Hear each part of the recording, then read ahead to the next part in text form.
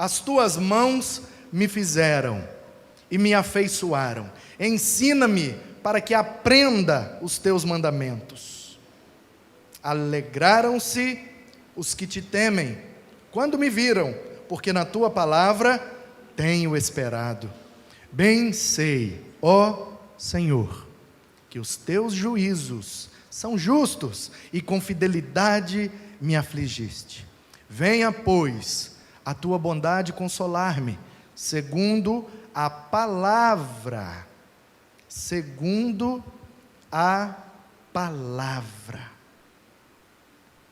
que deste ao teu servo. Baixem sobre mim as tuas misericórdias, para que eu viva, pois na tua lei está o meu prazer. Envergonhados sejam os soberbos, por me haverem oprimido injustamente. Eu, porém, meditarei nos teus preceitos. Voltem-se para mim os que te temem e os que conhecem os teus testemunhos. Seja o meu coração irrepreensível nos teus decretos, para que eu não seja envergonhado. Amém. Eu nunca contei isso aqui. Algumas poucas pessoas nesse auditório conhecem essa história com detalhes e profundidade. Com todos os detalhes, somente minha esposa conhece. E com toda a profundidade, somente Deus conhece. Eu não vou citar nomes, mas como eu vivi a história, e como ela aconteceu comigo, e como é um fato, eu não tenho a menor preocupação em dizer aqui. E aqueles que porventura estiveram envolvidos nos fatos, estiveram por sua livre e espontânea vontade, desejo e ação, portanto, fazem parte da minha história, pertencerão a esse testemunho, mas de maneira nenhuma o meu desejo é difamá-los, mas apenas apresentar os fatos e testemunhar que o Senhor nosso Deus, de fato, cumpre o que está escrito na sua palavra. Nós temos meditado nesse tema desde o início do mês de abril. E nós começamos no início do Salmo 119, e no final do mês vamos terminar no final do Salmo 119. Luz para o meu caminho, esse é o tema, uma série de sermões no Salmo 119. Foram separadas algumas perícopes de algumas letras do alfabeto hebraico, então de 8 em 8 versículos, nós temos ali uma perícope, e até o final do mês terminaremos o Salmo. Não vai dar para passar em todos os versículos, mas uma boa parte deles. E eu tenho estudado esse Salmo, eu já preguei em 2014, início de 2014, eu preguei uma mensagem com esse Salmo inteiro, porque eu estava expondo o livro dos Salmos na igreja onde pastoreava naquela ocasião, cada semana um salmo, e aí chegou o Salmo 119, e apesar do seu grande tamanho, eu não podia arregar, então preguei o salmo inteiro, li ele inteiro, expliquei e expus alguns versículos e tirei alguns como chave para entendimento de todo o salmo. Portanto, esse salmo já foi estudado por mim várias vezes, eu já passei várias vezes por esses versículos, e eu tenho meditado, estudado, feito algumas anotações para trazer para os irmãos, e nós temos visto desde o início do mês. E eu tenho me surpreendido, e fico às vezes surpreso comigo mesmo, como que a palavra é tão linda, como que a palavra é tão profunda, como que a Bíblia é tão rica, porque eu tenho visto esses versos de maneira completamente diferente daquilo que tinha visto antes. E eu preciso confessar a vocês, que quando eu comecei a ler esses versículos para preparar a mensagem desta noite,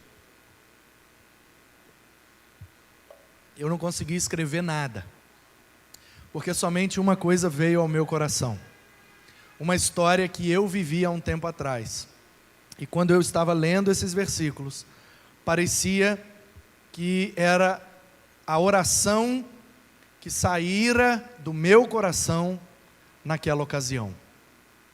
E lendo esses versículos, eu cheguei à conclusão de que, se naquele tempo, no ano de 2008, há 10 anos atrás, eu tivesse lido esses versículos em forma de oração a Deus, caberia perfeitamente. E hoje, 10 anos depois, eu leio esses versos como uma oração a Deus, e eles também cabem perfeitamente ao momento que eu vivo hoje.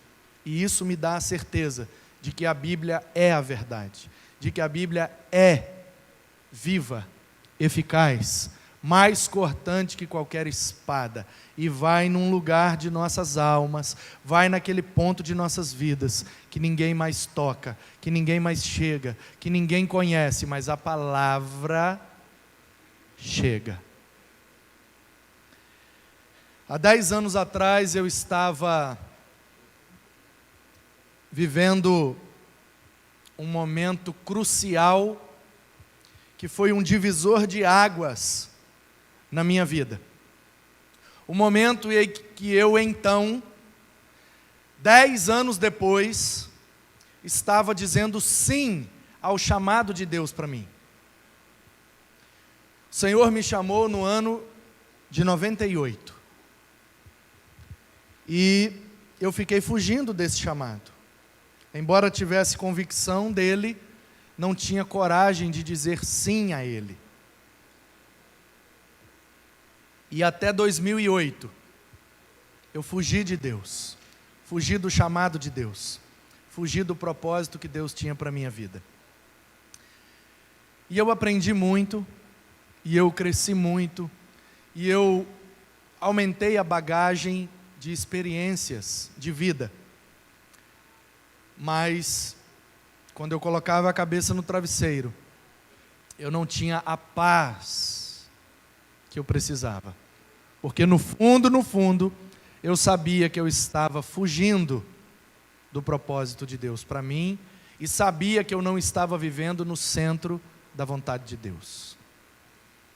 Foi quando então, depois de ter terminado o ensino médio, e havia toda uma expectativa de que eu fosse para o seminário, eu então entrei num ônibus com uma mochila de roupa nas costas, com um skate na mão, e no ano de 99 eu fui para São Paulo.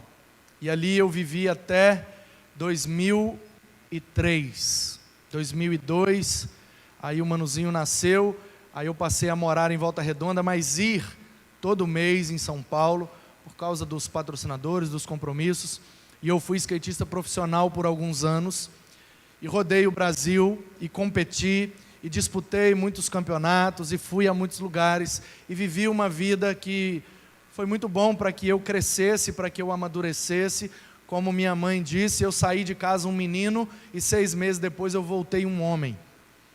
E realmente, morar sozinho na maior cidade do Brasil, e andar sozinho de ônibus, de avião, de trem, de carro, a pé, por todo o Brasil, ter dormido em hotel 5 estrelas e no cantinho de uma sala, de uma kitnet, de ter experimentado coisas muito boas, coisas muito ruins, de ter passado por muitas dificuldades e por muitas bonanças, eu amadureci muito, cresci demais, aprendi muita coisa. Convivi com gente grande, e convivi também com gente da escória. Num dia, eu estava recebendo das mãos do governador de São Paulo uma homenagem pelo dia do skate. No outro dia, eu estava no Vale do Anhangabaú, conversando com um travesti. Num dia, eu estava disputando um campeonato mundial, dormindo em hotel, disputando campeonatos pelo Brasil todo, correndo para cá, para lá, e participando de muita coisa boa que o esporte proporciona. Mas no outro dia eu estava na Praça da Sé, dividindo um pão de queijo com um mendigo. Então, entre altos e baixos, entre esse 8 e 80, eu fui vivendo e fui aprendendo muita coisa. E aí casei, tive um filho, machuquei, parei de competir profissionalmente, e foi então quando eu vim para a cidade de Guarapari, trabalhar com um tio meu muito querido, que de fato, em um certo momento da minha vida e durante muito tempo da minha vida, foi o pai que eu precisava. Mesmo sendo tio, ele fez a figura paterna que me faltou durante muitos anos. E ele me chamou para trabalhar com ele. Ele tinha um posto de gasolina, uma construtora e uma imobiliária. Me colocou debaixo, me fez aprender todo o serviço, me fez aprender tudo. Pagou os meus estudos, me deu um curso de administração e me colocou como gerente de suas empresas e me deu toda liberdade e autonomia para trabalhar e aprender. E ali eu passei anos muito valiosos, preciosos, onde eu aprendi também mais um monte de coisas. Perdi esse tio recentemente, no ano passado, e faz muita falta não ter a presença dele, não receber as mensagens dele, os áudios dele. Ele estava morando na Europa já há algum tempo, mas faz muita falta não ter o meu tio Henrique Mesa Barba. E trabalhando ali com ele, então pedi a minha carta da Igreja Batista Central de Volta Redonda para a igreja onde eu fui congregar ali em Guarapari. E ali congregando, aquele chamado voltou a florescer, a acender novamente no meu coração. E ali eu fui convivendo, e ali eu fui participando, e ali eu fui me envolvendo novamente com a obra de Deus. E eu trabalhava e congregava e fui me envolvendo cada vez mais. Uma igreja nova, jovem, uma igreja pequena, de bairro, onde eu poderia então contribuir, cooperar, ajudar, onde eu poderia dar meus dons, meus talentos, as habilidades que o Senhor colocou em mim, a visão que Ele me deu poderia ali ser desempenhada. E ali eu fui assumindo algumas responsabilidades, alguns cargos, e fui me envolvendo, e comecei a pregar e dar aula de EBD, e fui me envolvendo cada vez mais. E foi aí onde então eu precisei tomar essa decisão. Se eu ia realmente dizer sim para o que Deus tinha para mim, ou se eu ia ficar servindo a Deus, sendo membro da igreja, dizimista, ofertante, cooperador na obra de Deus, mas colocando a cabeça no travesseiro e lá no meu íntimo sabendo, não é isso que Deus tem para mim. Tudo isso é muito bom. Eu ter uma família, minha esposa ser membro da igreja, meu filho frequentar uma igreja, tudo isso é muito bom. Gravar um CD, sair pelas igrejas cantando, tudo isso é muito legal. E com isso vieram os convites de pregação, ser professor de EBD, ser líder de juventude e sair viajando para cantar, para pregar, já estava ótimo. Mas no fundo, eu sabia que não era somente aquilo que Deus tinha para mim. E aí, um belo dia, nossa igreja ficou um período sem pastor, e aí então nós recebemos e demos posse a um pastor, e imediatamente após a posse eu fui conversar com ele, abri o meu coração, falei sobre a vocação, sobre o chamado, e como isso estava consumindo a minha vida. E o fato é que ele estava chegando, e ele disse, olha, agora eu não posso fazer muita coisa, eu estou chegando, ainda preciso conhecer a igreja, ainda não conheço muito, então não tenho condições de dar nenhum direcionamento. Queria que você continuasse orando por isso, e vamos ver o que Deus tem para nós. Pois bem, eu então comecei a orar. Depois de 1 ano orando, o procurei novamente. E ele disse, olha, podemos ver sim o que pode ser feito. Vamos levar o assunto para a Assembleia, vamos ver qual é o pensamento da igreja com relação a isso. E o assunto foi levado para a Assembleia. Eu não estava presente na Assembleia, mas, como vocês sabem, a praga da igreja, a dona língua, ela funciona muito bem. Deveria funcionar para a pregação do Evangelho, para testemunhar das coisas de Deus. Mas, infelizmente, ela também funciona para o mal, para o lado do mexerico, como a Bíblia de Almeida chama, e como nós popularmente chamamos de fofoca. Então, infelizmente, eu gostaria muito, talvez por isso eu odeio tanto fofoca, porque eu gostaria de não ter sabido o que aconteceu naquela assembleia. Gostaria que ninguém tivesse feito fofoca, Gostaria que ninguém tivesse falado para minha esposa. Gostaria que ninguém tivesse falado para mim o que aconteceu naquela assembleia. Mas o fato é que se levantaram pessoas naquela assembleia, dizendo que eu não tinha nenhum chamado, que a vocação era falsa e que eu estava apenas querendo usar a igreja para me promover e para promover esse título de pastor na minha vida. E houve discussão e a assembleia se estendeu. E foi muito constrangedor. Foi muito constrangedor. E aí, queridos, algumas pessoas mais animadas, mais alvoroçadas, chegaram inclusive a dizer: se esse cara for para o seminário, chegar a se formar, que eu acho difícil que ele consiga se formar, porque quem não tem chamado, não forma. E ele depois vier a ser pastor, duvido que consiga pastorear alguém, jamais assumirá uma igreja. Eu vou no cartório e mudo o meu nome. Meu nome é masculino, eu vou no cartório e mudo o meu nome para feminino. Vou dar um exemplo, tá bom? Não é esse o nome, fictício, só para você entender o que foi falado. Um exemplo, meu nome é Fernando, meu nome é Manuel, então eu vou lá no cartório e vou passar para Manuela. Meu nome é Fernando, vou passar para Fernanda. Entendeu? Foi isso que foi falado. Pois bem, houve a votação. E na votação foi aprovado com 85%.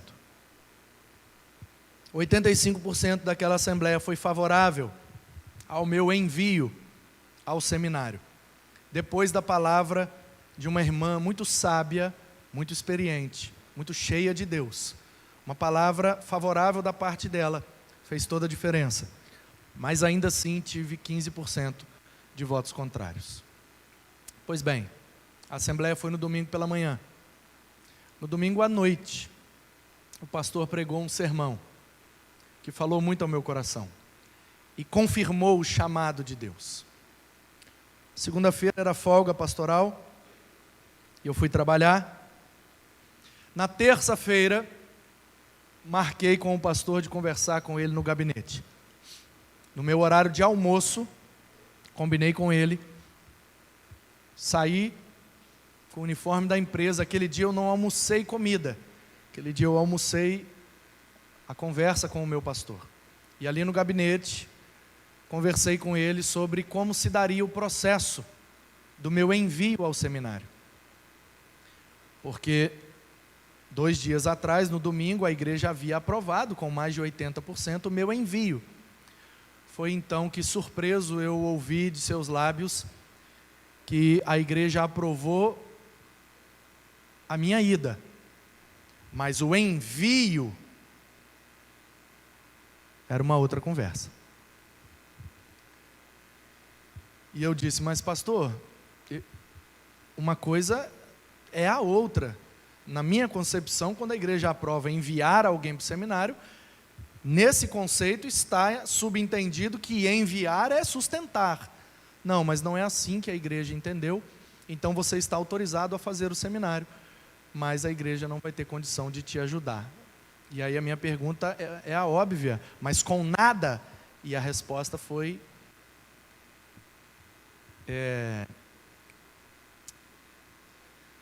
como que eu vou dizer? Igualmente impactante. E a resposta foi: com nada. E eu disse: tudo bem.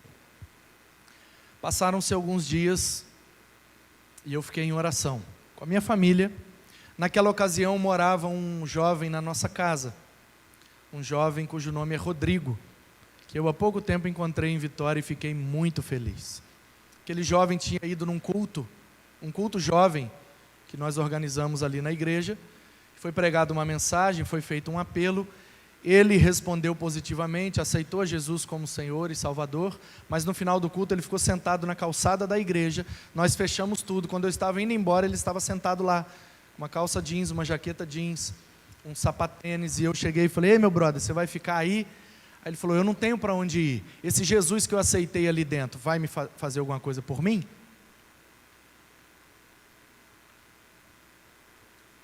E eu falei: vai. e vai através de mim. O que você precisa? Preciso de um lugar para eu ir. Eu saí de casa, briguei com meu pai, eu sou usuário de droga, eu sou alcoólatra, eu não tenho para onde ir. Quantos anos você tem? 22. De onde você veio? Morei um tempo em Cariacica, com a minha mãe separada do meu pai, e eu tenho um filho, e eu estou para ser preso, porque eu não estou pagando pensão, e etc, etc, etc, etc. Eu falei, então entra no carro aqui e vamos embora. Levei esse rapaz para minha casa, ele morou comigo 4 meses, dentro da minha casa, totalmente sustentado por mim. E o Rodrigo, nessa ocasião, morava conosco e, por incrível que pareça, ele era o que fazia as orações de maneira mais convicta. Ele me abraçava, carinhosamente me chamava de pai, e a gente tinha quase a mesma idade. Eu acho que eu tinha 27 anos, 28, e ele tinha 22, 23. E ele me abraçava, me chamava de pai e falava, paizão, fica tranquilo, seu seminário já está garantido, porque você é pastor, você é o meu pastor. E ele orava, Senhor, envia o teu servo ao seminário, sustenta o teu servo, ele precisa estudar, porque ele precisa conhecer mais da tua palavra, para pastorear melhor, porque pastor ele já é, mas ele precisa do conhecimento, ele não tem dinheiro, Senhor, arruma o dinheiro para o seminário. Assim era a oração do Rodrigo, e eu ficava muito constrangido, muito impactado, e assim foram alguns meses, até que, num belo domingo, o meu pastor pregou um sermão, Gênesis capítulo 15, não lembro, eu sei que é aquele texto em que Abraão sobe um monte com Isaac para sacrificá-lo, e ali Deus se revela a Abraão como Jeová Jirê, o Senhor proverá. Terminado o culto, esperei o pastor despedir de todo mundo, cheguei para ele e falei, pastor, o senhor tem 1 minuto para mim? Tenho, Manu, por quê? Vamos lá no gabinete. Eu entrei com ele no gabinete e fiz uma pergunta para ele. Eu perguntei, o senhor crê nisso que o senhor acabou de pregar? O senhor crê que Jeová Jirê? Ele falou, creio. Eu falei, então eu vou me ajoelhar aqui agora. O senhor vai colocar as mãos na minha cabeça e vai orar pedindo a providência de Deus na minha vida, porque eu vou para o seminário, com a igreja pagando ou não pagando, porque se é Jeová que Jirê, então a providência vai me alcançar, porque é o Jeová que me chamou. O Deus que chama, sustenta. O senhor crê nisso, pastor? Deu um passo para trás, respirou e disse, creio. Eu falei, então por favor, o senhor ore. Ajoelhei e ali ele fez uma oração por mim. E eu falei, eu não estou pedindo o seu sustento, eu estou pedindo a sua bênção. Se o senhor me abençoar, eu vou. Se o senhor não me abençoar, eu não vou. Porque eu não vou entrar no seminário sem a bênção do meu pastor. Domingo, ele fez essa oração.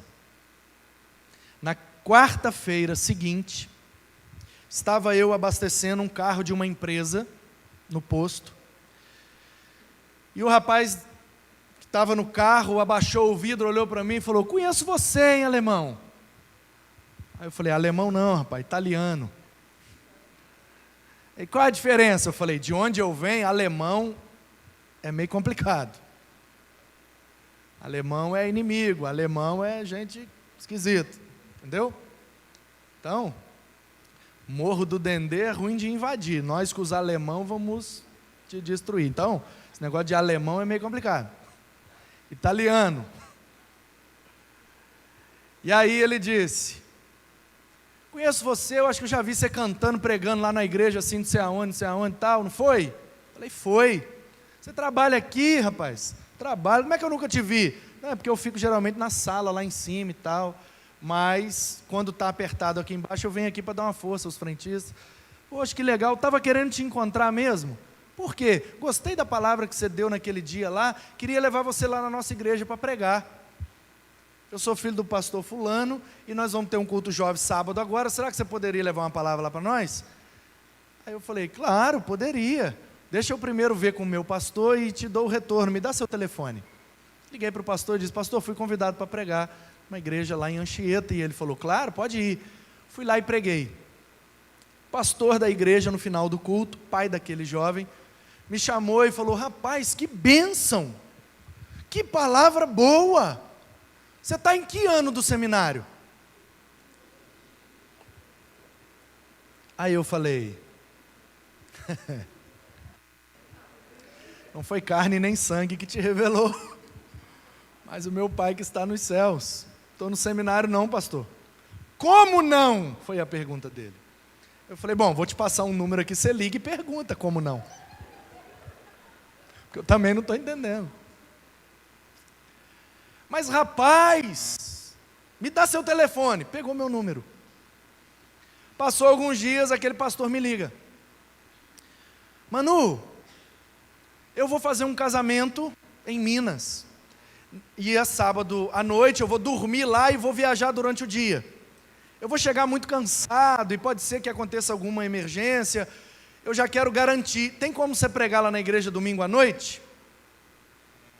E com isso, irmãos, já estava se aproximando o fim do ano, e aqueles 15% que se levantaram, e aqueles que disseram que mudaria de nome, já estavam celebrando e comemorando. Porque segundo eles, eu não iria para o seminário. Porque a igreja não enviaria. E aí ele falou: tem como você vir pregar domingo à noite? Eu vou chegar do casamento e vou para a igreja, mas eu já queria deixar garantido com você, para você pregar. Falei: vai ser um prazer.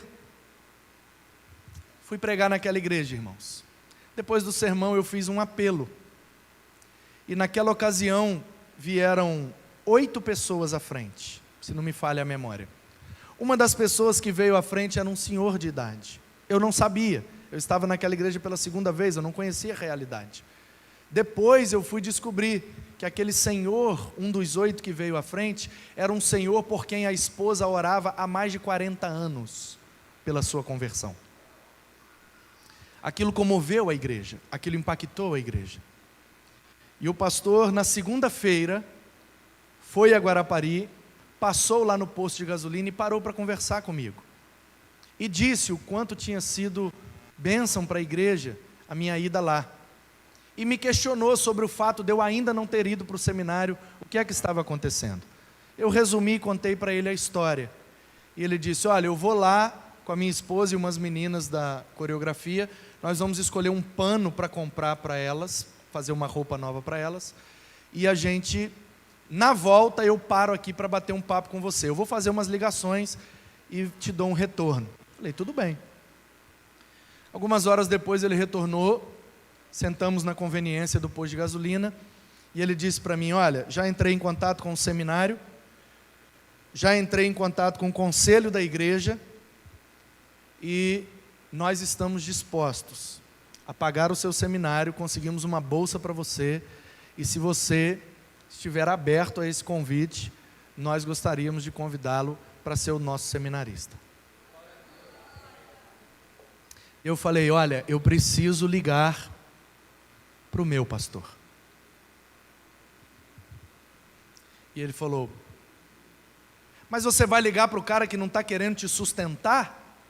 Ele não está fazendo nada por você, eu estou te oferecendo o que você tanto pediu a Deus, e você ainda precisa ligar para ele? Eu falei: preciso, porque pagando ou não o seminário, comprando ou não a minha briga, fazendo ou não o que eu quero, ele é o meu pastor.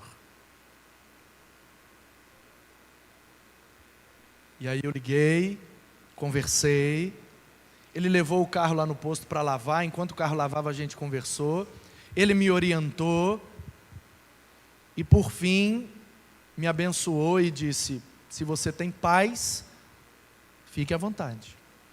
E aí eu disse ao outro pastor lá, falei: olha, ele me liberou, mas o interessante seria que você fosse à igreja e tivesse uma conversa vocês dois, entre pastores, para que não seja falado ou vinculado de que eu fui atrás do sustento, mas uma conversa entre pastores, entendendo que essa é a vontade de Deus, de acordo com a orientação dos pastores, é o que eu vou fazer.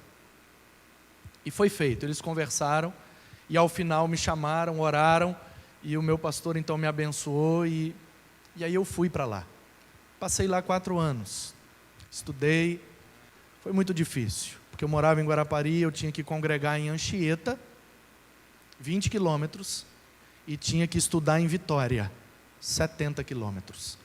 20 quilômetros para congregar, 70 para estudar, todos os dias, de segunda a sexta à noite. E eu ainda fazia aulas aos sábados, de 8 da manhã às 5 da tarde. Congregava, claro, dia de semana não congregava, porque estava estudando, mas todo sábado tinha programação da juventude, que eu liderava, estava todo domingo na EBD, porque eu era professor, e todo domingo à noite. E tive a oportunidade naquele tempo de pregar muitas ocasiões, e de aprender muito ali, com aquela igreja e com aquele pastor. Pastor Roger, que esteve aqui e fez a oração de posse, no final do meu culto de posse, há 3 anos atrás. E eu dei a ele essa honra, porque achei que devia. Sabe o que aconteceu, irmãos? Eu terminei o seminário, achei que ficaria naquela igreja para sempre. Mas então, aquela antiga igreja, da qual eu saí, tinha aberto uma congregação, e estavam precisando de alguém para assumir aquela congregação. E a proposta era a seguinte: lá tem 6 pessoas, dá mais ou menos uns R$100 por mês, que a gente paga água, luz e acaba tudo. Então a ideia é o seguinte: eu te entrego a chave e você vai pastorear. Tem salário, tem gasolina, tem ajuda de custo, tem a chave. Você pega a chave e Deus te abençoe. E por outro lado, eu tinha ido pregar em Linhares. Uma igreja em Linhares estava sem pastor. E eu fui num congresso na igreja do pastor interino, e depois eu preguei lá na igreja, a igreja gostou, e havia uma possibilidade de eu ir para Linhares. Já uma igreja organizada, para ser pastor-presidente, com salário, com casa pastoral e tal. Era um início, era uma igreja de bairro, uma igreja pequena, mas já era um início. E a outra proposta é ela pegar a chave e partir para dentro da congregação, onde Mateus era vizinho. E eu peguei aquela chave e parti para dentro daquela congregação. E fiquei 1 ano e meio sem ganhar nenhum real. Pelo contrário, botando. E conseguindo patrocínio, e ajuda, e isso, e aquilo, e pedra de granito, e lata de tinta, e vamos. Aumentamos o templo, fizemos uma obra, ajeitamos. E uma coisa eu me lembro. Quando eu assumi aquela congregação, eu ainda não tinha feito o concílio e ainda não tinha sido consagrado. Estava formado, já dava até aula no seminário, mas ainda não tinha passado pelo concílio, porque a igreja onde eu fui seminarista passou por uma dificuldade e eu fui impossibilitado de fazer o concílio lá. Então retornei, assumi a congregação e fiquei 1 ano como dirigente da congregação, como líder da congregação, sem ser ainda pastor. Pois bem, final de 2012, dia 5 de dezembro de 2012, eu estava fazendo o concílio. E no dia 15 de dezembro de 2012, completei agora 5 anos de ministério pastoral. Mas uma coisa eu não me esqueço. Foi feita uma reunião de liderança.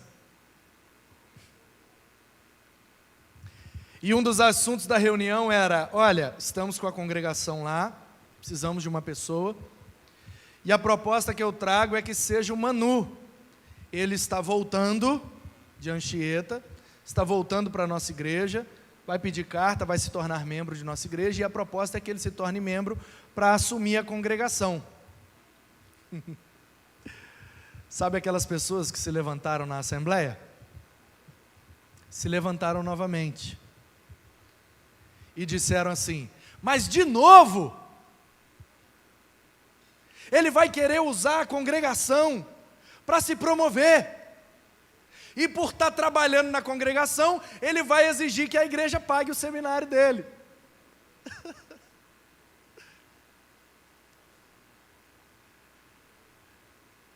Domingo passado, o Pedra estava aqui, foi domingo passado? Nossa, acontece tanta coisa numa semana que parece que já tem um mês. Só ontem foi um concílio, 3 aniversários, um casamento e uma visita no hospital. Aí, estava aqui conversando com o Pedra e eu falei um negócio com o Pedra e eu acredito demais nisso. Que o diabo é muito burro, porque ele é o egoísmo em pessoa. Aliás, é isso que significa, no conceito persa, a palavra diabolos, que foi importada pelos gregos e que foi dado esse sentido. Ele é muito burro porque ele é muito egoísta. E como ele só tem olhos para si mesmo, ele só olha para o próprio umbigo, ele não olha para mais ninguém. Então ele não percebe o que está acontecendo na vida das outras pessoas, porque ele só tem olhos para si. E aí, as pessoas não tinham se dado conta de que já tinham se passado 4 anos, 2008, 2009, 2010, 2011. E eu já estava formado, e eu já estava dando aula no seminário. E aí a questão foi: então a gente vai ter que pagar o seminário dele, para ele assumir a congregação? E aí a resposta foi: que seminário? Se ele já está formado. Não sei se você sabe, mas inclusive ele já é até professor lá no seminário.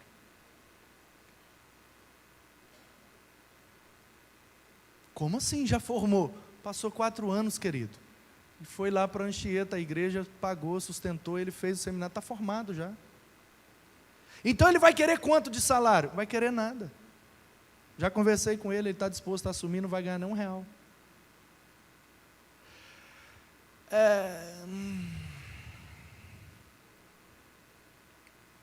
Não concordo. Tudo bem, então vamos votar. A maioria concorda. Então vamos entregar a chave para ele. Me entregaram a chave. Eu assumi. 2 anos e meio depois, éramos ali, o que, Mateus? Mais de 80 pessoas. Mateus foi batizado lá.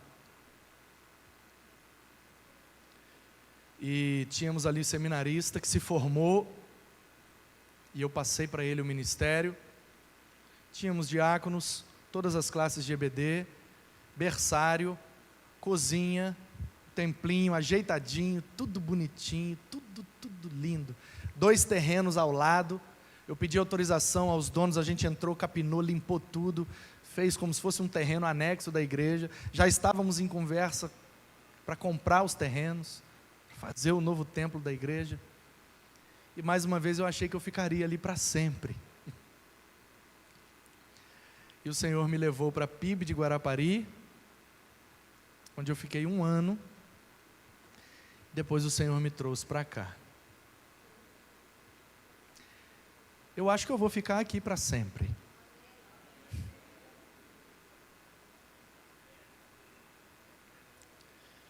Eu sempre acho.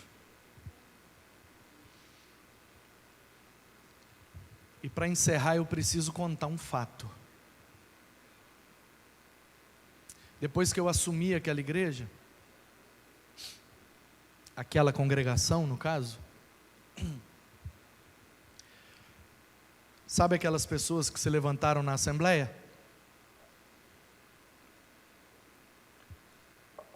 Tiveram suas vidas profissionais, matrimoniais e espirituais totalmente destruídas.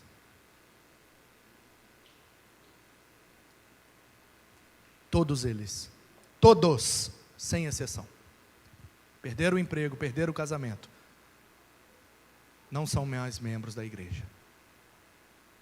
Foram excluídos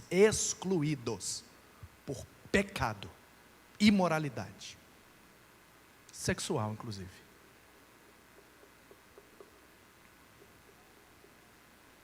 Para encerrar, eu vou ler de novo os versos do Salmo que eu li no início. E você perceba se o que está escrito aqui não é a mais pura verdade. Salmo 119, verso 73. As tuas mãos me fizeram e me afeiçoaram. As mãos de Deus me criou.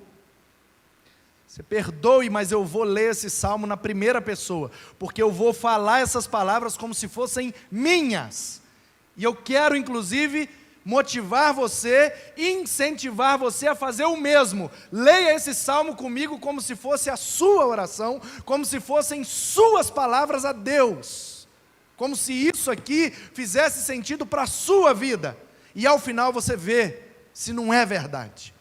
As mãos de Deus me fizeram, as mãos de Deus me tocaram com carinho, as mãos de Deus cuidaram de mim o tempo todo. Ele me ensinou e eu aprendi com Ele. O Senhor é o meu pastor, o Senhor é o meu mestre, o Senhor é o meu professor, o Senhor é o meu psicólogo, o Senhor é o meu terapeuta, o Senhor é quem me sustenta, o Senhor é, e somente Ele é. Alegraram-se os que te temem, os que temem ao Senhor, se alegraram quando me viram, porque na tua palavra eu tenho esperado. Muita gente se entristeceu no dia da minha consagração, mas os que temem ao Senhor se alegraram junto comigo. Muita gente se entristeceu no dia que eu tomei posse aqui nesta igreja, contrariando a todas as expectativas, mas os que temem ao Senhor se alegraram comigo, e aqui tinham mais de 600 pessoas, porque na tua palavra eu tenho esperado. Bem sei, ó Senhor, que os teus juízos são justos. Ah, tem um Deus justo no céu, tem um Deus que não dorme, tem um Deus que vê tudo. Eles tramam, eles esquematizam, eles planejam, mas cairão em suas próprias armadilhas. E o Senhor me aflige, mas a aflição que o Senhor me causa é por causa da fidelidade dEle. Com fidelidade me afligiste. Quando Deus quer bater na gente, Ele usa a sua fidelidade. Oh, prefiro muito mais apanhar da fidelidade de Deus do que da maldade das pessoas. Bem sei, Senhor, que o Senhor é justo, que tem me afligido e tem sido um Deus fiel.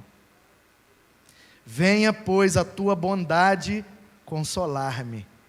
Quantas vezes eu chorei, quantas vezes eu senti, quantas vezes eu precisei de um consolo, e segundo a palavra que o Senhor sempre me deu, o Senhor não me deixou sem o teu consolo. Tua bondade me consolou, e o Senhor deu palavra para o teu servo. O Senhor falou comigo, eu senti a tua presença. E quantas vezes todo mundo falava o contrário, mas a tua doce voz me dizia que o Senhor é fiel. Baixem sobre mim as tuas misericórdias, para que eu viva. Ai de mim, se não fossem as misericórdias do Senhor, pois na tua lei está o meu prazer. O meu maior prazer está nesse livro. Oh, gente, eu amo a minha esposa, eu tenho muito prazer com ela. Aleluia, louvado seja Deus. Eu gosto muito de uma lasanha. Que prazer dar aquela mastigada numa lasanha suculenta. Tem um empadão aí, tem ainda? Empadão e refri, não é isso? Quanto custa? 10 conto. Tá barato demais. Um empadão e mais um refri na lata ainda. Você vai abrir, 10 conto. Top de linha. Hein?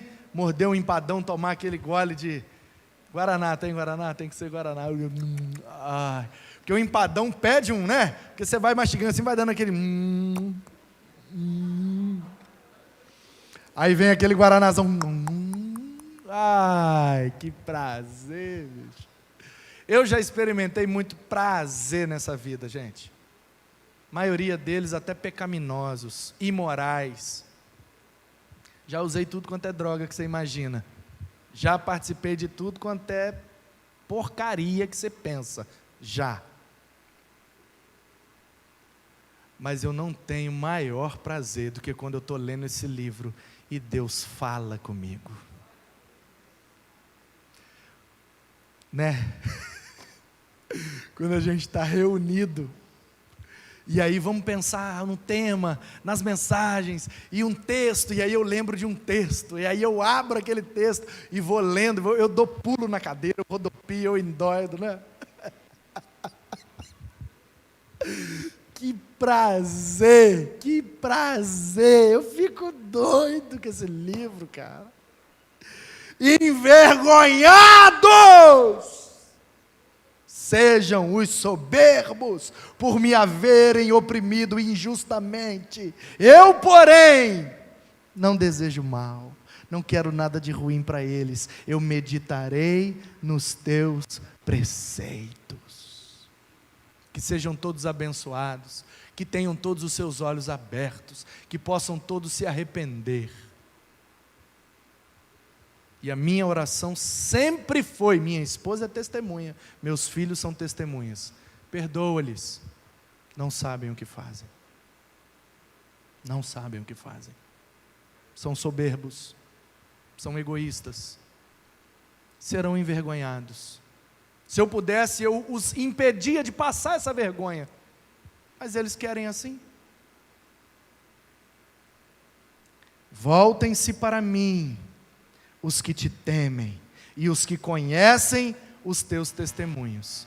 No verso 79, é um clamor do salmista dizendo: eu preciso estar cercado de quem teme a Deus, eu preciso estar perto de quem conhece os testemunhos de Deus. E foi isso exatamente que me aconteceu, e foi uma bênção para mim, porque quanto mais eu era oprimido, rechaçado, quanto mais falavam, quanto mais criticavam, quanto mais desacreditavam, mais eu me rodeava, mais eu me cercava, mais eu procurava aqueles que temem ao Senhor, e eu me cerquei de gente que conhecia mais Deus do que eu, que tinha mais intimidade com o Senhor do que eu, que eram mais crentes do que eu, e eles foram me ajudando, ministrando na minha vida. E como eu cresci naquela época, como eu aprendi Bíblia, como eu aprendi a sintonizar meus ouvidos com a voz de Deus. Que momento precioso. Eu pagaria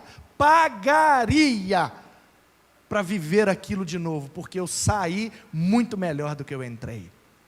Saí de cabeça baixa, saí humilhado, saí destruído, saí com a boca no pó. Louvado seja Deus.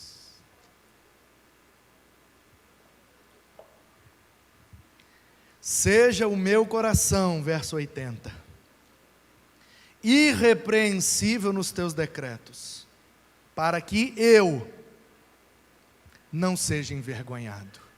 O desejo do salmista aqui agora é o seguinte: que o Senhor me livre de passar essa vergonha que eu vejo os soberbos passando.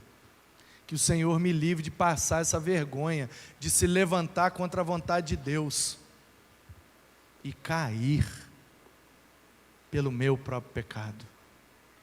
Que o Senhor me livre de passar vergonha, porque o tempo passa, tá, irmãos? O tempo passa, o mundo gira, a roda roda, a uva passa, e pode ser que 10 anos depois, os humilhados sejam exaltados. não para a sua própria glória, mas para exaltação do nome daquele que vive, reina e julga todas as coisas e todas as pessoas. Eu não sou o melhor pastor do mundo. Não sou nem o melhor pastor de Guaranhuns, quanto mais do mundo. Mas eu sou o pastor dessa igreja. E eu gostaria que eles tivessem palavra e fossem no cartório e mudassem os seus nomes.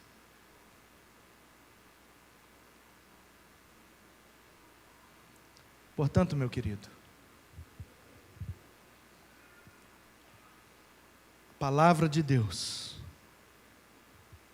é luz. É luz. Você pode viver a vida se escondendo de Deus. Você pode viver as sombras, você pode viver nas sombras. Mas uma hora, a luz de Deus alcançará a sua vida. Se eu fosse você, eu parava de passar vergonha. Se eu fosse você, eu me rendia à vontade de Deus, que é boa, perfeita e agradável. Se eu fosse você, eu não emprestava minha boca para falar aquilo que é contrário à vontade de Deus.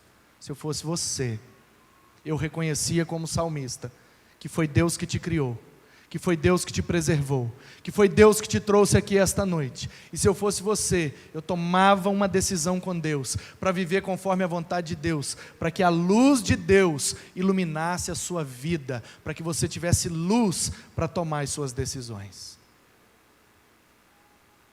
Eu fui mandado embora, claro, porque eu pedi. Depois de 10 anos de firma, de empresa, de carteira assinada. E já se passaram 5 anos. Eu não tive mais carteira assinada. E posso te dar uma notícia? Minha vida só melhora. Eu não tenho garantia nenhuma, a não ser que a luz dessa palavra continuará iluminando o meu caminho. Isso para mim já basta.